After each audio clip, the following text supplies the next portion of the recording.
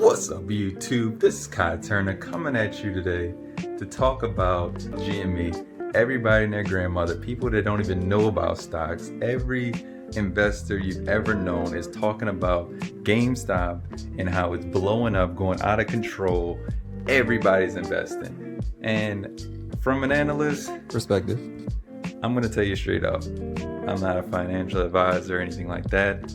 I'm just one of the top-ranked investors according to SoFi's leaderboard. This stock is just like any other stock that's come before it.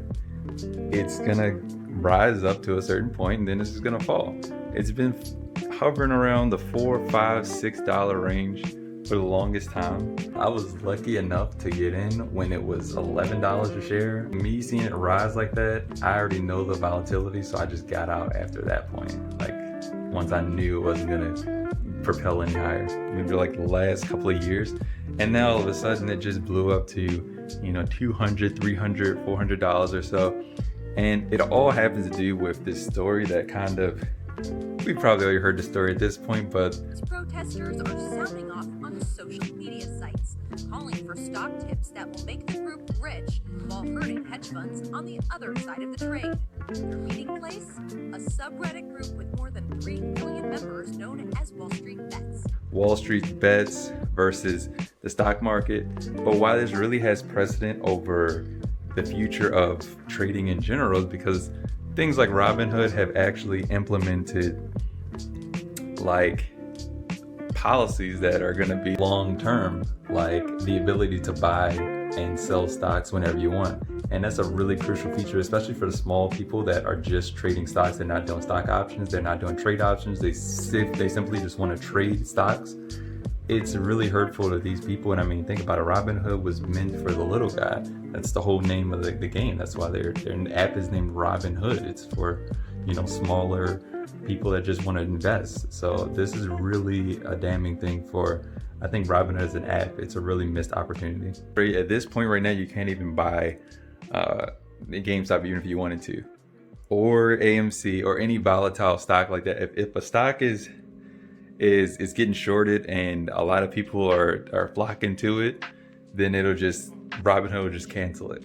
And that's kind of interesting that they had the power to do that, because obviously like before with the whole double leveraging your money and before that, you know, hedging the bets, it is always a new scandal in the stock market industry that, you know, people are using to exploit money. Typically on Robinhood, that's why you see a lot of Robinhood millionaires.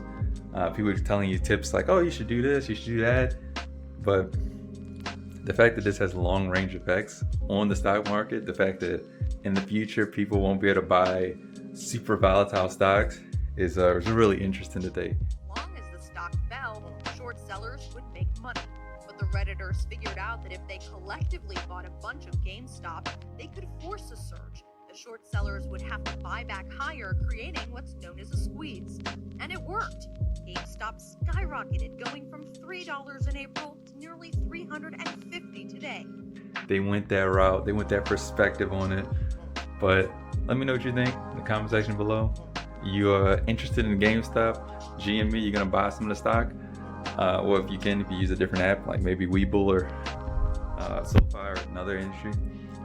Or you're just saying, you know, I'm leaving it be. It's like cryptocurrency at this point. It's not even worth investing. It's not even worth getting into. Love to know your opinion. As always, comment, rate, subscribe. Have an awesome day.